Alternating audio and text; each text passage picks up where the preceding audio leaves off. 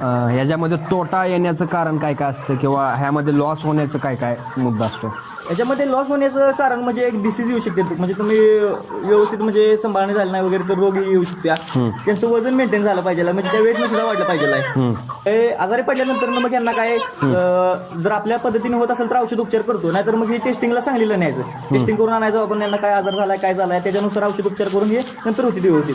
शेडसाठी किती जागा आहे सगळी? आणि शेडसाठी आता सगळी जागा आहे total 200 by 30 square foot shed आहे. मग यात टोटल 6 कप्पे केलेत.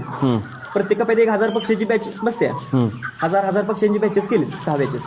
आणि मग टोटल 6000 पक्ष्यांचा हे शेड आहे. त्याला किती खर्च आला मग?